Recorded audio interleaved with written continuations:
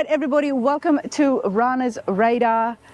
There is so many projects around me. There is a lot happening in this video. So I'm gonna give you guys a shop tour, a hot rod shop tour, as well as a farm. That's what I'm gonna call it. I'm here in Arizona and I'm gonna be showing you guys the insides of Arizona rod shops. I'm gonna have a chat with Spencer and have him come along with us. There he is. How's it going, mate? Howdy. Come out here for a minute. I gotta say, I walked in here and I was like, okay, where do I look first? There's a lot happening. A lot of stuff, yeah. Spencer, tell us a little bit about yourself before we go in and see what you've got. As far as the shop or just myself personally? Just yourself. Introduce yourself. So I'm Spencer. I own Arizona Rod Shop. I've been in business for a little over 20 years. I started off as a paint shop and we moved out to Apache Junction about 16 years ago. Built this shop and we build hot rods. We build hot rods. Now, a lot of your friends might, and a lot of the other people in the industry might know you from C10 Farm. Tell me about that. So I kind of got into collecting C10s. I just bought and stockpiled trucks. I mean, I don't know. We just love trucks, and I don't know. I was bored, I guess. And you've done what a lot of people wish they had. Correct. Yeah. Yeah. So a lot of the trucks we bought under money, or we paid more and kind of speculated, or we buy 2 trucks in a deal, and I just rat hold them. The stuff I didn't want, I sold. The rest of them I kept, and now they're just kind of inventory. We have some parts trucks, but we have about 50 complete trucks. Wow. And when I buy them, I try to get original paint. I think, I don't want something with primer, and I want the SPID. To me, it's important. I want to know what the truck was. So I only have 1 truck back there that doesn't have a SPID. So if it was an orange truck, I want to know it was orange. I want to know it was a tack truck. Yeah. I want to keep all those things.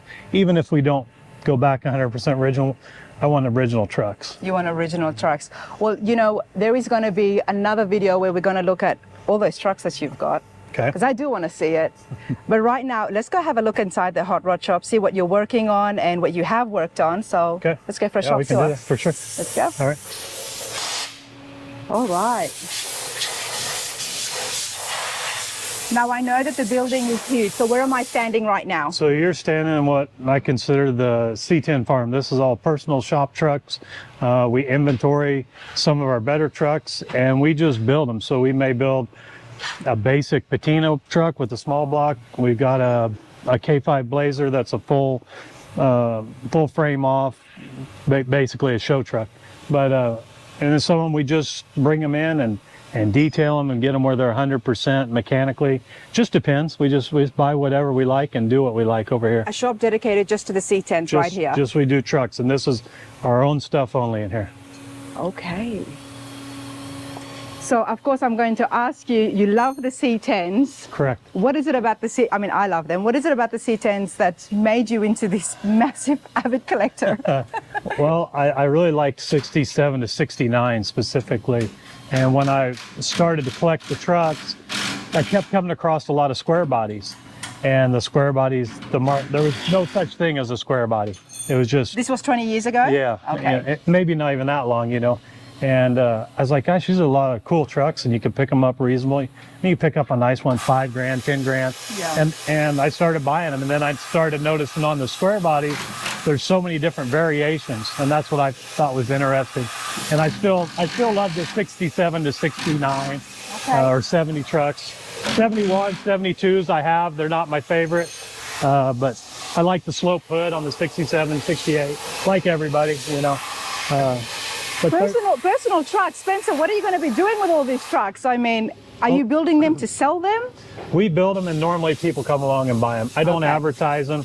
I normally get a couple different things. So like these 2 are inventory. So it's a 64 Suburban and a 69 4-wheel drive. So these are really rare trucks. This is a custom cab. This is a tack dash truck, V8 truck. It's about as nice as you can get for 64 to 66. This is a 4-wheel drive short bed, another rare truck. So I may have a customer come in and want to build this truck. I've done that. Yeah. I may get something like this, and I get it to a certain point. A customer may come in and want to buy it. They may want it like that. They may want to change something, or I may get it done, and they may. But you're working on fixing the bones and giving them a good project to start off with. Yeah. So this one here, we call this one Second Chance. It's all leftover parts, basically, from trucks we've taken apart. So when we get customers on the hot rod shop, they don't care about the 350s, they don't care about this and that, but we put it together on this truck, you know, to make it kind of a low budget truck. The engine's used, transmission's used, part of the exhaust is used, the front clip's used. It was just a 6-cylinder truck.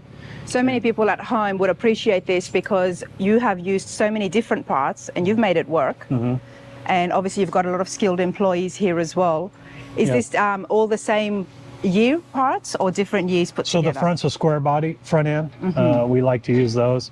So it gets us to disc brakes. This is obviously a 67, didn't have disc brakes. And then, you know, some of the stuff's new. You know, we fab the hoses, the drive system, all this we fab. A little dirty, but I mean, new Willwood so much work done here. Yeah. You haven't just made the shell and selling the shells, because a lot of people do that as well. Yep. But you've actually gone the step ahead to do a little bit of more of the mechanical stuff. Right, and then, like I said, the seats out of another truck, the rear ends out of another truck. I mean, that's all the vintage air, or the AC under dash AC is obviously new. The tack's new. But it's kind of fun to piece them together. And this is very popular. People love having the patina trucks and then still having a little bit more comfort in it as well. Right. What's fun about these is with this style of truck, everybody in the shop works on it, everybody can drive it. So if somebody wants to run to Walgreens, they can take this truck, you know, and that's kind of cool. Or a customer, you can take them for a ride. It's just fun, something to do.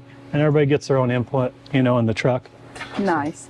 But the Suburban is definitely very rare. Yes. I have not come across too many at all. Yeah, and it's got the bump rats, you know, the custom cabs has a different grill. It's a neat truck. And that's ready to go, basically. It needs some work to get it running. I mean, it starts, but it's not a driver. But I mean, the body of it and the shell, everything just looks so good from what I can see here. Yep. Where on earth did you find this? I found this, a friend of mine had it, and he has like when I buy these, I buy them, I try to get them with the bill of sale, as much documentation. I like documentation, and that's kind of my thing on trucks. Nice. And then these are two that we started kind of like this, and we may get this to a point where we sell it or we do something else, we'll roll this out and work on it. That's kind of let's move over this way so we don't interrupt. Now, if you're selling these and you're not advertising them, then obviously it's just word of mouth and people that you know. Yep. Can we talk about if these are for sale and how much you would, or people should just get in contact with you? Yeah, they can get in contact with me. I haven't really thought on a price on any of this. This side's kind of more of a hobby. I don't know, it's something I enjoy. We're all word of mouth. We don't do any shows. We do I haven't Instagram. seen you at the That's shows. it. No, we do. Our customer acquisition cost is super low, and we like to keep it that way. Everybody that's in here is a referral. It's all word of mouth, so I don't have to go and hustle jobs and stuff. And well, there you go, everybody. Give it a thumbs up if you're enjoying this, that I brought this guy here on film. Expose you to the world of YouTube, that's for sure. Okay, this is your hobby and it's a big shop, you know, a lot of projects happening. Let's have a look at the hot rod shop. Okay. So some of this stuff is parts for the hot rod shop. This is stuff that's been painted, an engine that's been painted. So do you sell the parts as well? What's that? Do you sell parts? I don't. Because you've got a whole landfill. I used to, it just as a kind of a distraction. Okay. I just don't have the time anymore at all to sell the parts. But I used to. Yeah. Yeah. Okay. But these are all getting used up for the project. So this is all for the projects next door. So we got exhaust we built. These parts just came back from paint. This is for a roadster shop spec. The 9-inch. All this is Cerakoted for Willwood for that vehicle. Nice. And you built the exhaust here yourself? Yeah. Yep. We're pretty known for an exhaust. If you can take a look at it pretty close. We got some pretty tremendous fabricators that can do some really good work. Nice. The exhaust is like it's art within itself, you know. The guys that are really into it and getting the TIG welds where they're nice, and you know, sometimes we'll brush them, sometimes we'll polish them. people like that. It's a lot of work to make it look cool. Tell me about the exhaust, about what makes it to be really good and really functioning, as for someone who doesn't know. I mean, well, it's all built from pieces, right? And the craftsmanship, I guess, is everything. These are all back purged, so they have, while you're welding, they have gas inside the tube, so the weld's solid and it's a nice weld. It's just high-end fabrication is what I would call it. and when it comes to the metal, what's the best for exhaust? We use different things, depends on whatever it is, and that's really up to the fabricators, is up to the customer. You know, there's exhaust can be infinite, and you know, you can go, you know, you can go to the exhaust shop where you can do titanium, and it's like how long is string, I guess. Yeah. Yeah. There's a lot of different options. Yep. All right.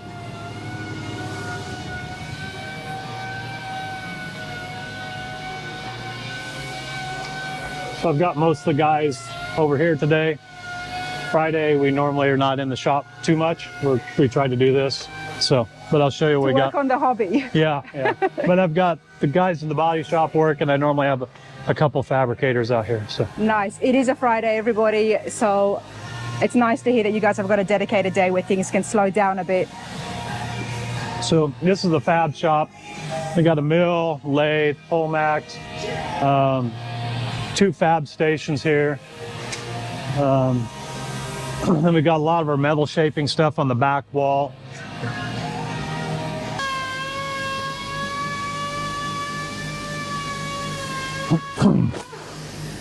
All right. Well, let's continue along. I want to see your tools, and then Okay. we want to have a look at some of the Okay. projects.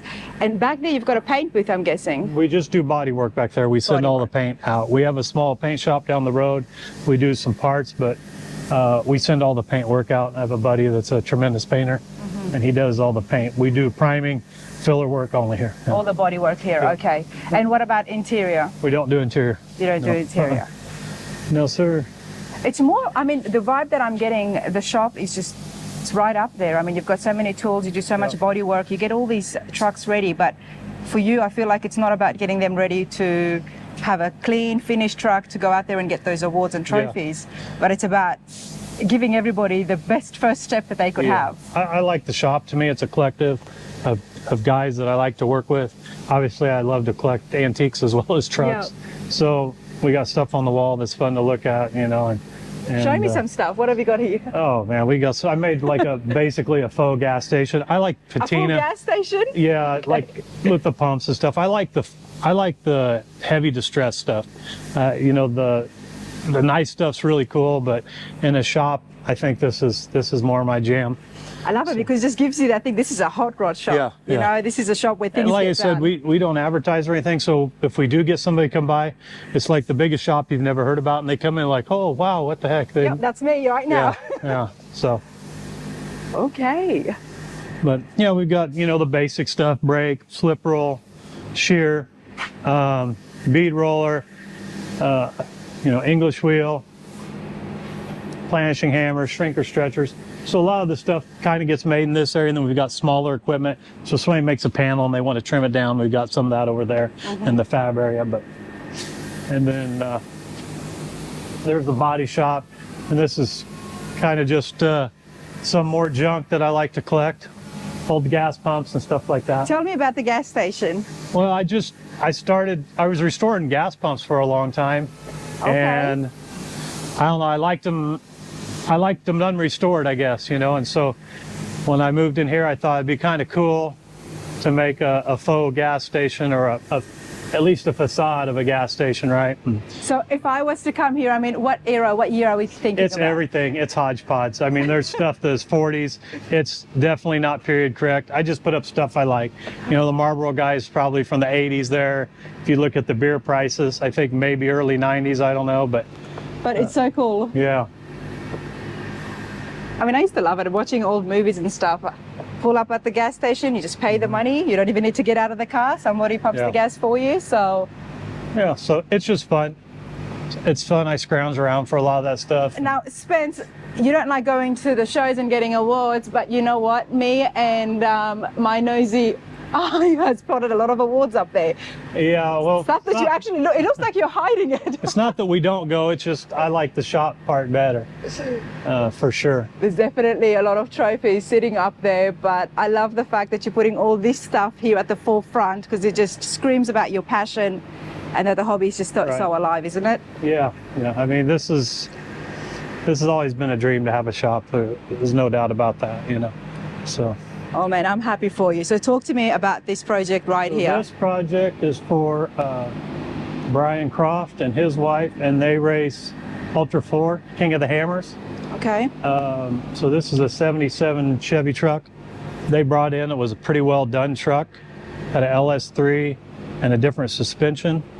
And so this has, we gutted that. We got rid of all that stuff. It's got a built LT5, a 7-speed BMW trans in it, a no limit chassis. That went to Jesse at, can't think of the shop, Level 7. Okay. I don't know if you're familiar with him. No. So Jesse prepped out the whole chassis. It's got a lot of race parts. It's got a lot of one-off parts. It's got a JRI 5-way adjustable coilover, and it's got hydraulic lift. So like a Lamborghini, where it would have an apron sensor, where it raises the car for height, he can raise this truck manually. Okay. So with the racing background with Brian and Bailey, they've got a lot of neat products on here. The Willwood's a sponsor, JRI of course. This is a carbon hood. We just set that on there. We just got that. Carbon dash. Love the scoops here. The dash is carbon. That's from Chicago Fiber Forged. The guys that built that carbon C10. Yep, Zach and Rod. Yep, and then like this is electric racing column. It's pretty radical truck. Pretty radical truck, but it also speaks of how much advanced skills and techniques that you guys are using here at the shop. Yep.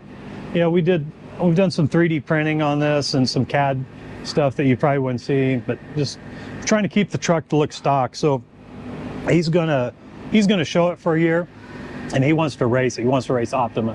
So we've got all the sheet metal and steel and in carbon fiber, so we can swap the bumpers, we can swap it's when need be after when races, they want to race it. And then the beds raise 7 inches on this. So something I like to do on the beds, I like a bolt-in bed floor raise. So in other words, a lot of guys will raise them and they'll just, you know, weld them and bed line them. This has actually had all the skins removed, and these are moved up 7 inches. The wheel tubs are lengthened. They normally end here. And then the header panel, we took 2 header panels and we cut those down so that bead's not interrupted by the bed floor raise. Because it's slimmer as well. Correct. Normally that would be wider, yeah. And this would be, if you raise the floor 7 inches, you'd lose that detail. So we took 2, cut them, TIG welded them, planished them, and then this is the skin, the inner skin. So a lot of trucks you'll see with the bed floor raise, yeah, they'll have the beads like this. Yes. I wanted to match that. So on these trucks, they stagger. So these match side to side. These are always lower. So it's just like the stock truck would be. And firstly, the purpose for having it raised up 7 inches? The chassis. Yeah. And you said it was Elite 7? Pardon? Oh, Level 7. Level 7, yeah. Sorry. Level 7, okay. They're out of Illinois or Indiana, I believe. Jesse. And I'm they bad make with custom I'm bad chassis? with names. So. That's all right, I'm bad too. And they make custom chassis? No Limit makes the chassis and then they prep it. So like they take it the next step. Okay. Like this has got, it's got speed sensitive steering. It's got a lot of stuff I don't even know. Wow. So a place I definitely want to check out. It sounds very high tech. yeah. Now, the reason for the wheel openings being so wide, what's the size of the tires that's going this here? is doing 345 squared all the way around here. And he has carbon fiber tubs. So also same thing we did here, these bolt in. So we've widened we've moved the floor in and we've made all this. So normally it would, you know, end here, but it bolts in just like a stock truck. So you don't have to weld Yeah, it. most guys, you know, they weld them. and they bed line them or paint them or whatever.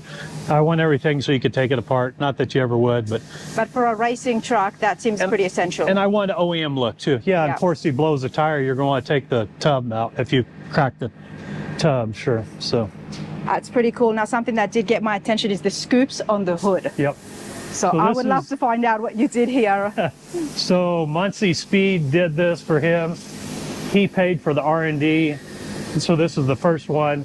Now you can buy it. So you hear that a lot in our world, you know, where somebody builds a custom car and they build whatever, and then they manufacture it. You're seeing a lot of shops do that. So that whole hood is something that people can get. You can get this hood. I think retail is like $3,000 for this hood. And that includes obviously the scoops. Scoops, yep. And I'm guessing that there's going to be some vents, wide mesh going in there. In here, yeah. Like I said, we just got this 2 days ago, and we just sat it on the truck. So. Well, that was convenient, wasn't it? Yeah. Because it would be a lot of work to actually do that yourself. Yeah, and I want everybody to see the hood. I think it's kind of cool. So. I like that. I do like the scoops on the hood. I really do. And he's got a stock hood too, you know, so. And it's a stock hood, and you get all of that. So. Can we see the LT4? Is it in there? It's in there, but it's not the one. It's an LT5. So. Okay. They sent it. They bought an LT5 and they sent it out and they had it built. So it's actually a built LT5. Ron Davis is also one of their sponsors. So we normally run Ron Davis and everything for the radiators. And then all this we've drawn in CAD and cut all that, laser cut. We you know, to put the radiators where we want them, or the stack, as you call it, which, you know, all your AC, your condenser, everything. We move it, you jam all this stuff, and there's so much packaging. When you get an LT4, LT5, you can see we like the LT4s and LT5s. We only have, I think, one LS car in here right now. So looks so stock, but there is so much modifications that's happened here to make everything work and function at the high level that Brian would need it, right? Yeah, and he wants it OEM looking, you know, so that's kind of tough to do. This one's for a gentleman out of Iowa. This is a 60 bubble top. I located the car for him. This is on a roadster shop ride line. So one thing that we do that's unique, or what we're known for, is we unibody roadster shop chassis. So what that means is we get rid of the body mounts and we mount it to the chassis. You have a disconnect with the rubber mount. And the other thing we can do is we can get that car low, like an air ride car. So we set the car the ride height we want, and we weld the chassis to the car, and I can show you on a car here. I would love to see So we got 4 of those roadster shop chassis that are unibodied in the shop right now. So the roadster shop chassis, I mean, they can also make customized chassis as well. Correct. But you get whatever you can, and then you customize it yourself further. Right. So this one is a ride line, which is in the same family as a fast track. It's just a little more of a touring chassis. The A-arms are a little different. This one behind us is a ride line IRS. These both are IRS. And then we have 2 spec chassis, which we get from Boris at Street Machinery. Nice. And those we modify a decent amount because they're a little lower cost, and it needs some modification to give them where we want them. But the ride line fast track, we just normally go right out of the box on those. But, you know, we look at those chassis in the factories, and I'm like, you know what, here it is, you don't need to do any work. And then you come to the hot rod shops and you meet the builders and you're working again on those things. But I like the cars low. I want them low. I want them on the ground, and I want them, I don't want everything to drag. Yeah. So when you do what's called a flat floor like this, we can put the exhaust where we want. We can put the driver where we want, the pedals, the steering column. It's a clean sheet of paper. And these cars are so jammed up on the footwell area, you know, and they also, the wiring, you know, there's so much wiring involved in these cars. Absolutely. Spence, where did all your skills come from? I went to trade school and just worked at shops. Like in high school, rode bikes to like 2 shops and sanded cars and did whatever, and went through trade school. And I did like 10 years just collision painting. Mm-hmm. And I did this as a hobby. And when I decided to go on my own, I had a paint shop for 5 years. And I liked painting, but I was painting for other builders, and I didn't like painting for other builders. I didn't like the metal work and stuff.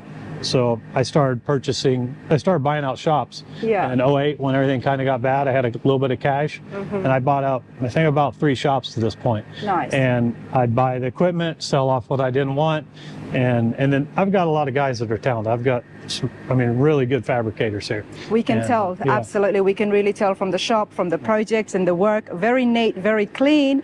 Painter's background. You don't have a paint booth in your own shop. No, I don't paint anymore. So I like it, I love it, but I didn't want to paint.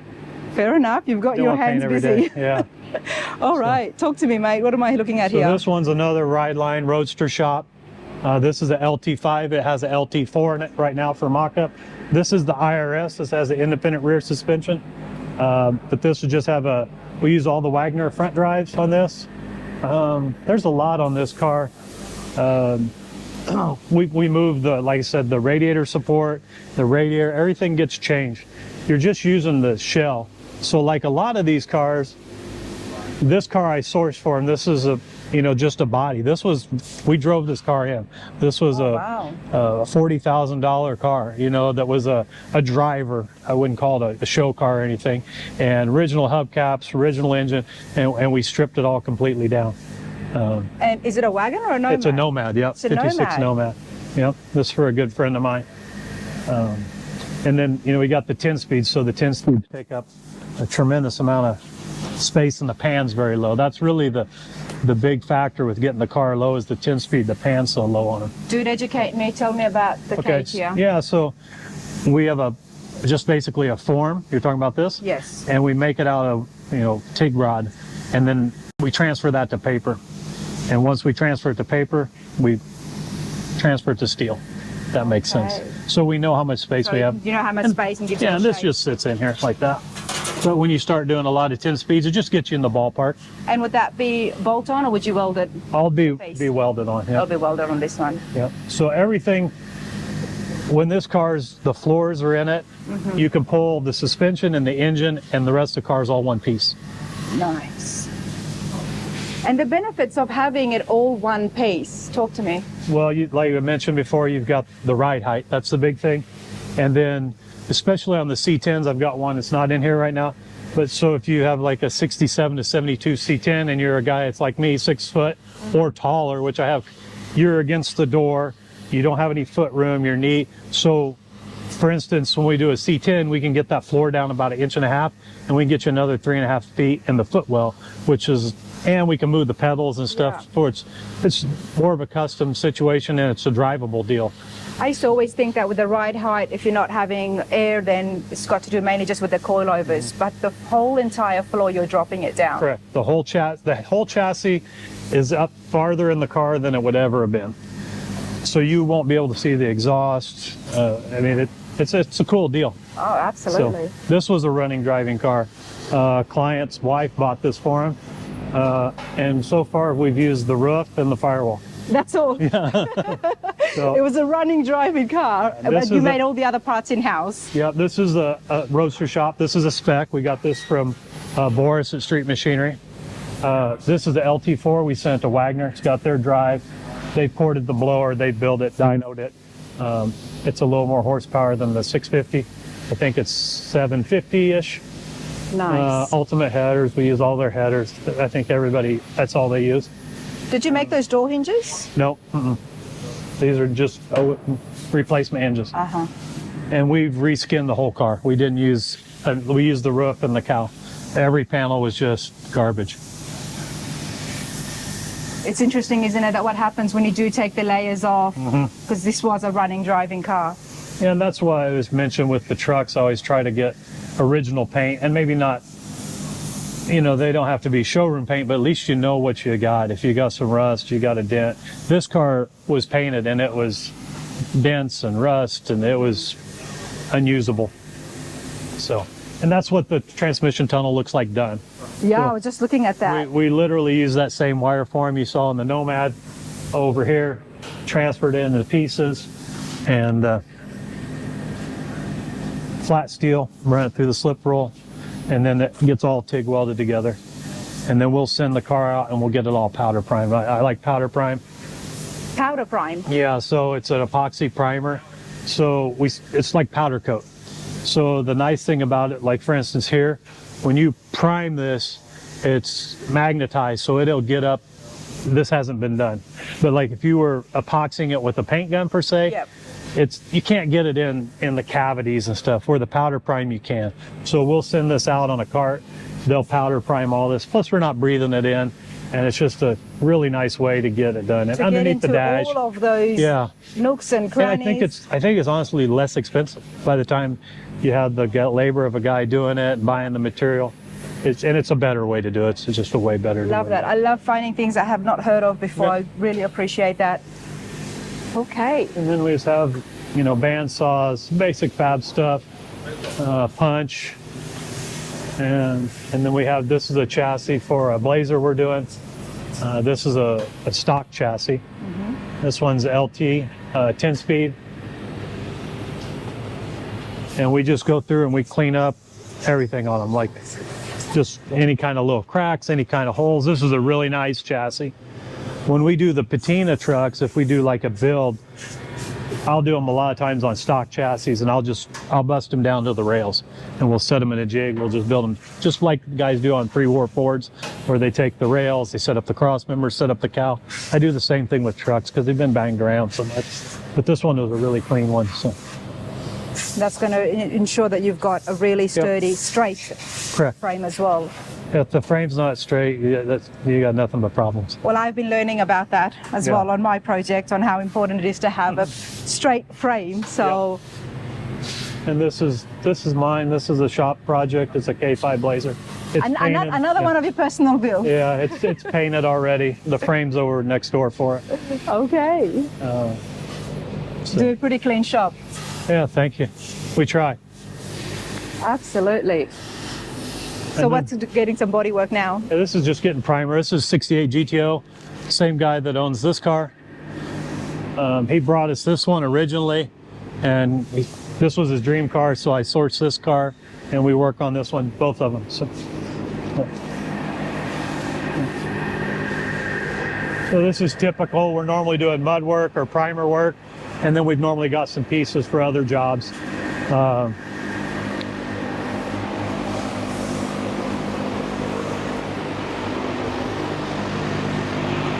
We're pretty fussy, try to get the gaps. I mean, as best we can get them. I like them nice. So it's tremendous amount of hours in gapping a car like this. It's nice you've got the body shop right here next to the fabricators. Yep. That if something did need extra work, hopefully not. But and I have two guys normally in this area. So nice. You can zoom in on the gaps and you can kind of see the lines and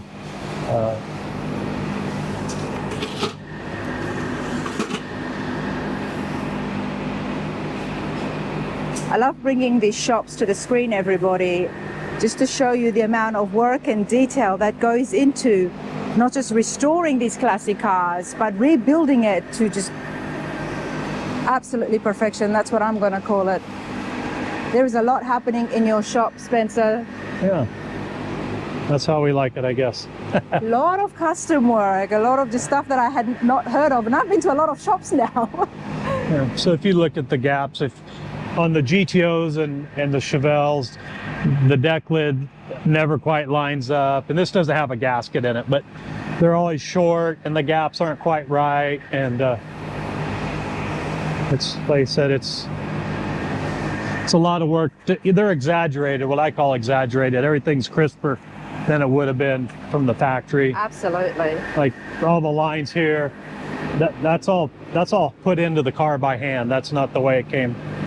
You know, it's hundreds and thousands of hours worth of work sometimes. So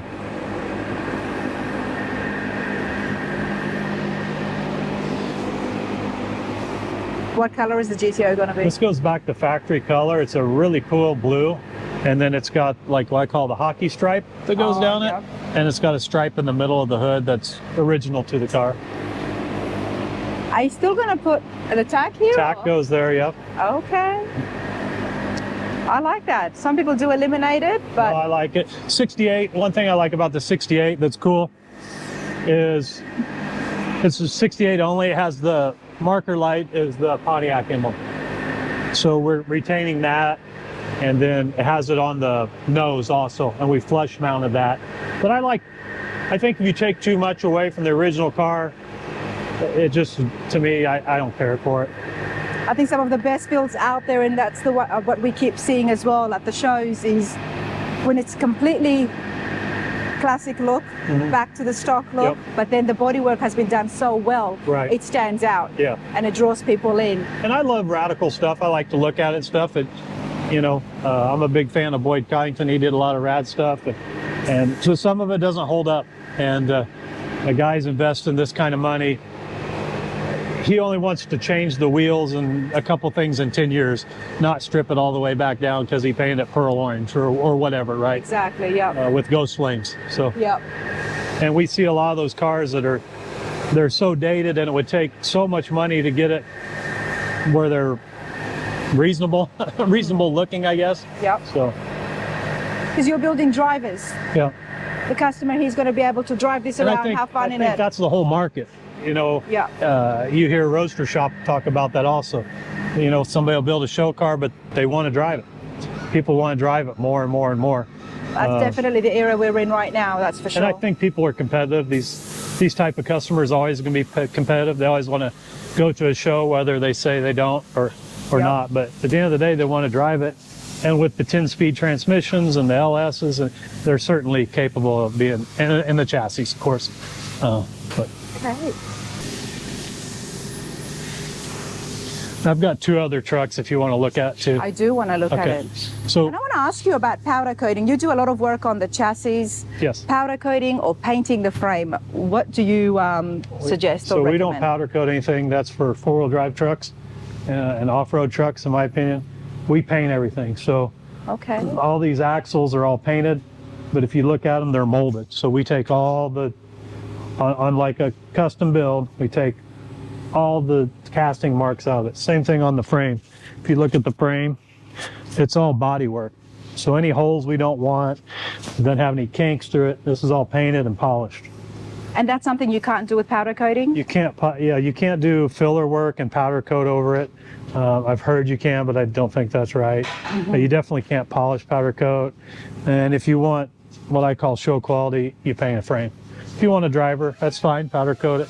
That's cool, but we don't powder coat much at all. Okay. So I like to body work them. So like on this frame, the whole rails have been body worked if you look down it. And is this a satin finish? This here is it's PPG. It's just base coat, clear coat. Base coat, I think it's Vibrance Clear. Okay. On this one, and it's a lot more work, and it's a considerable amount of hours different. If you want a show car to paint it, now talk to me about that. You're obviously building a lot of drivers here. Right. How does that fit into having the frames painted? Everything on the other side we paint. On this side, it could go either way. This is my personal truck, but this is how we would do a customer's show car. And when it comes to maintenance of a frame being painted, so if it's done and on a car, we ceramic coat it and you wash it. It's real simple. It's just like your car. It's real easy to keep clean. So the maintenance would be easier if it was? I think it's as easy or easier. Okay. So that's my opinion. But if you've got some good detail stuff and a foam cannon and a deionizer for your water, so you don't have water spots, you can just and air cannon the thing and blow it off. And I think it's super easy to clean up. That's my opinion. Oh, I appreciate that. Okay. We didn't have a look at this truck. Yep. So this one I bought out of California. I try to buy a lot of one-owner stuff. This is a one-owner truck. 77, 1-year only trim. That's what the square body guys mostly want. 73s, 74s are also popular. This is a big block truck. It is a tack dash truck, and it has 53,000 original miles. What's a tack dash truck? So it just means it has a factory tack. They call them tack dash. Okay. So when you ordered them, you could get them with nothing, or you could get them with an amp gauge or a tack. Tack is pretty rare. Okay. We've pulled the interior. I just had the seat redone. We're putting in new carpet. So this is one this was a complete driver truck, and we're just improving it. We'll pull all the carpet, we'll clean it, pull the steering wheel, the gauges, clean all that stuff. We've buffed it. Lower this one. I've got all the Beltec stuff to lower this. And then it will be for sale? Could be bought. Only if you know Spencer, you'll be able to get your hands on this. And then this one's an 81 Blazer that we've already painted, and it's just assembly. But this one was an Arizona truck. It was really clean. We stripped the body to bare metal, except for the firewall's original paint. We dry ice blast the chassis, if you're familiar with that. Yeah. So we dry iced everything because it was so clean. Pulled the axles, painted the axles, detailed them. And then the engine, this is the engine that came in, had a crate motor, had a rebuilt transmission. I drove this truck around. It was a really nice truck. So we just did lift, factory colors, wheels and tires. And then we did our exhaust on there. Now, dry ice blasting is more expensive than your traditional and your media blasting as well, is it? Well, it's completely different. It cleans stuff. So, like if you're doing a truck like this, it's a really nice original car or original truck. Say you had a 68 Z28 that was a low mileage car, you could dry ice blast it and it wouldn't disturb anything. It would remove your road grime and your oil and stuff. So in this one, I wanted it clean, just the same reason. It was a clean truck, but I wanted all the grease and stuff off of it. So we dry ice blast it, and then we just repainted the frame. But you could clean up like a survivor vehicle like that with the dry ice. So it would be quicker in getting the frame ready? It would be, it's just a lot less work than, so like this one, I didn't pull the engine. I didn't pull the transmission. That one I want, dry ice the whole thing. just dry ice the floor. The undercoat, the factory undercoat will stay, but it brightens it up. It's just if you have a very nice vehicle and you don't want to do a full nut and bolt restoration, it's a really good way to go. Or if you have a survivor muscle car or survivor truck.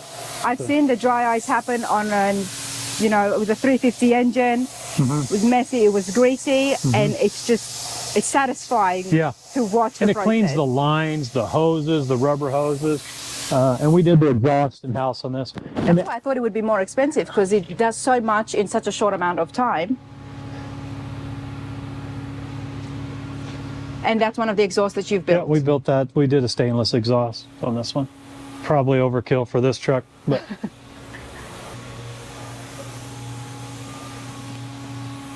And you've got a lot going on, and you're in the perfect timing, because the trucks, the square bodies, they're so hot, and the patinas are hot. Yeah, and I bought a lot of four-wheel drives, and people, why are you buying four-wheel drive? I said, you'll see.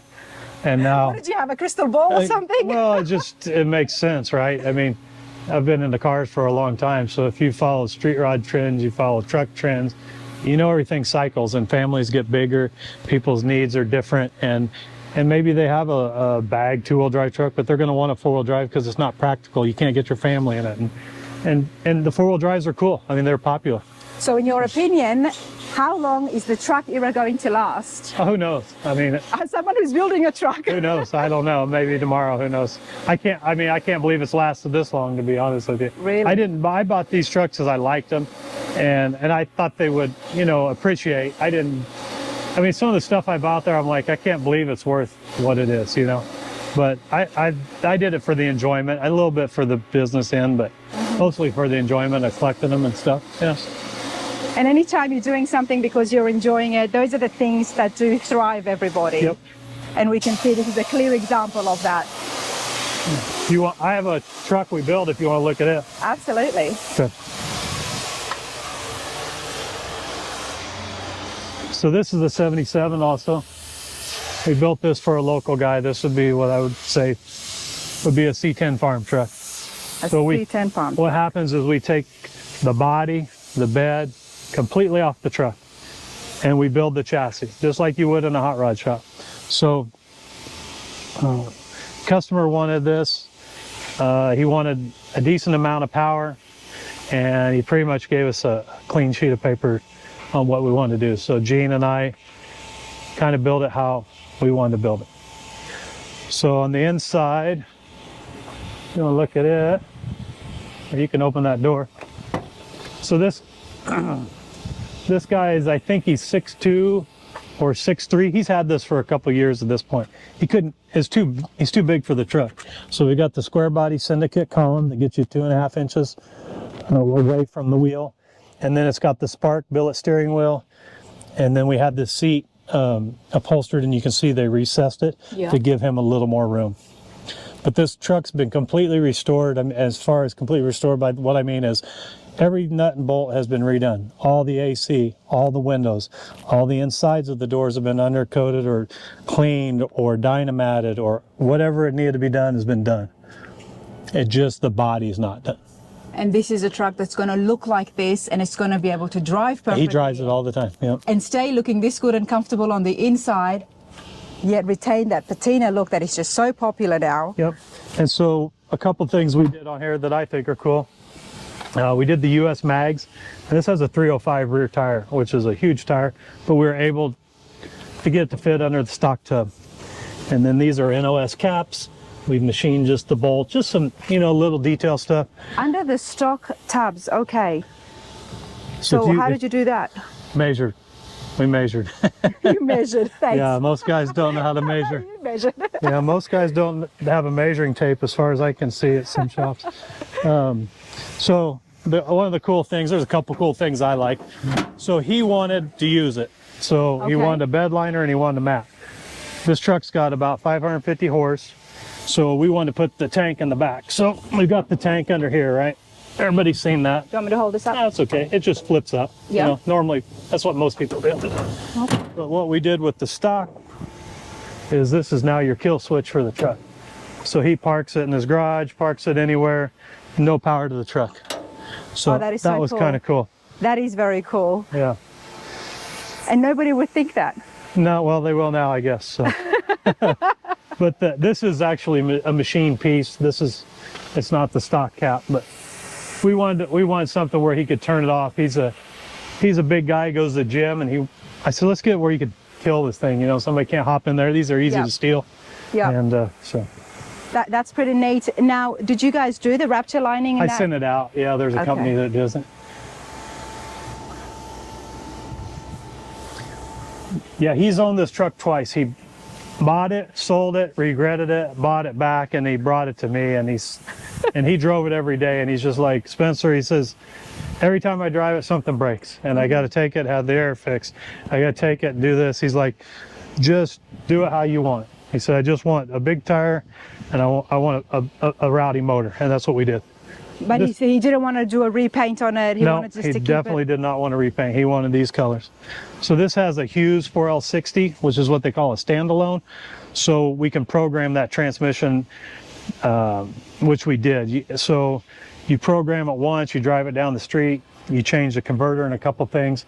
It works awesome. The transmission is awesome. And what's the block, did you say, under it? So it's a 350 block. 350. So, yeah. Gene built this motor, so I wanted a couple things when I did this truck because I like square bodies. Three things. I wanted to leave the AC so it looks stock. I wanted when people look at this go, nice motor with some cool valve covers. But you start looking at it, you go, oh wow. I wanted to use the stock A-arms. So I just like the look of the A-arms. This has Rytec shocks, Rytec sway bar, a bunch of just Rytec bolt-on stuff. So the motor is a 350, and it's a 2-bolt main, and they machined it to a 4-bolt, which is kind of like old sprint car trick. They splay the caps, but that's it. How does that happen? Because I am familiar with the 2-bolt and the 4-bolt when I broke down my 350. They just take it to a machine shop. Instead of having them side by side, they're splayed at a little bit of an angle. It makes them stronger. So that's what they used to do. When I say sprint car guys, not the guys that would run like a Gertie block, but more the economy guys. So they could make that bottom end tougher. This one's got all forged crank, forged rods, Dart Pro heads. And then we always run like, I call them the LS style low mount Holly. I don't like all this with 30 belts and stuff. Entropy fans. We blacked everything out. Everything's black. The Willwood, even we take the logo off of that. Willwood worked with us. This is a manual system, and we were able to modify the pedal to give it, change the fulcrum on the pedal for that master cylinder to work. And Gene could tell you more about that. But even though it's a patina truck, like all the fender wells, and this has been on the road for 2 years, so it's not, Wow. you know, it's not like super clean, but we've welded every hole and body worked all the inner fender wells. So we get some comments like, oh, it must be fiberglass, and these are steel fenders. Wow. But we welded them all up. And we've taken like, even the undercoating, I've went back and touched all that up with a mini jet. All the insides of the fenders have been painted to duplicate the factory overspray. Wow. Or lack of, you know, this is the overspray. This would be what was essentially the E-coat.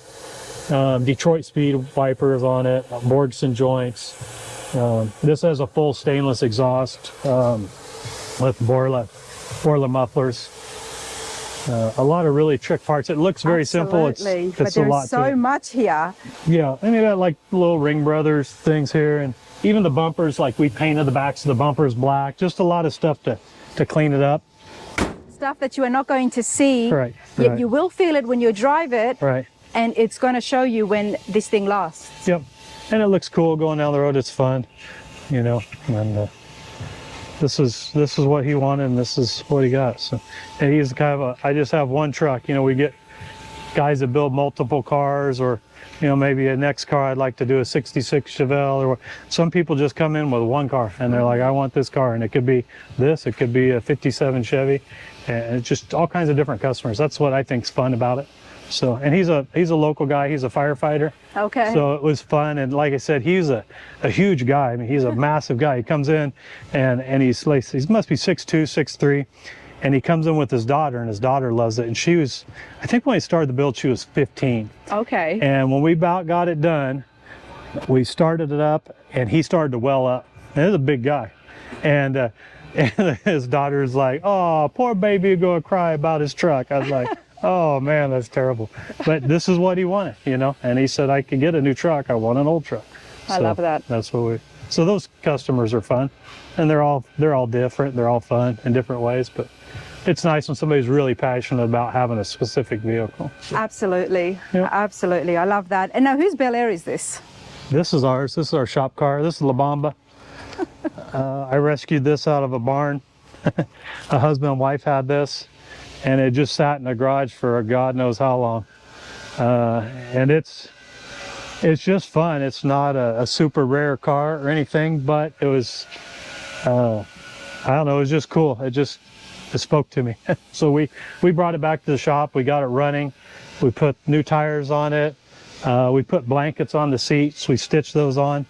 Everything is original in this car. The shocks, the exhaust. And honestly, I get more thumbs up with this car than anything I've ever driven, new or anything I've built. People love this car. I don't know. I love it, but I get a lot of older women that come up to me and talk to me about this car. I mean, it's no joke. I'll drive down the road and people just start honking and putting their thumbs out the window. Oh, absolutely. Yeah.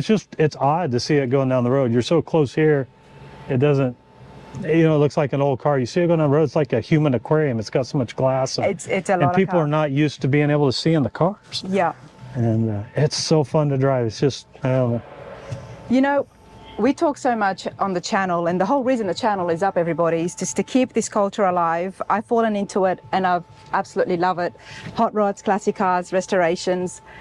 But I'm going to say this right here, Spence, what you've got going on.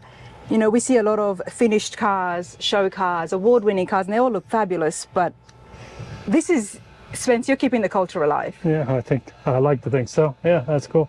You're keeping it. You're keeping, especially to the original look, for people like me and the next generation as well.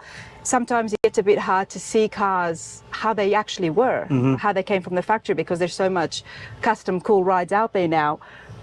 But this is so cool that you can have something like that. It's still going to ride great, have the power, but it's going to look exactly the way it came from the factory. And that's the same thing with the Bel Air. Yeah, I like all cars. Everybody, you know, I like a NCRS Corvette. I like this kind of stuff. And I'll go to a car show, and you give me a hard time about not going to car shows. But if a guy restored a, let's say, Model A in his garage, and he tells you about every part, to me, that's more fun than a guy that spent $500 million on his car and it's got Joe Blow motor in it. I'll normally talk to the guys that just have done it themselves, and Yep. I like those guys. They have more passion, I think. That's my opinion. But Well, you can resonate with those Yeah. guys. even if you're not into the car or whatever, it's still cool, I think. That's what drew me in, honestly, and that's what got Rana's Radar started, everybody. But what I'm looking at, and I'm super excited, you have to wait for the next video. Spence, this is so cool, but I'm interested in going and checking out Okay. the C10 farm. We saw the C10 farm shop, Correct. but there actually is a farm here. And there is, I'm going to say, hundreds of projects. Well, there's some. There's not hundreds, but there's 50 for sure. I can see a lot. So wait for the next video. Thank you so much. I Yep, do sure, of appreciate course. this, and we'll continue on. Thank you.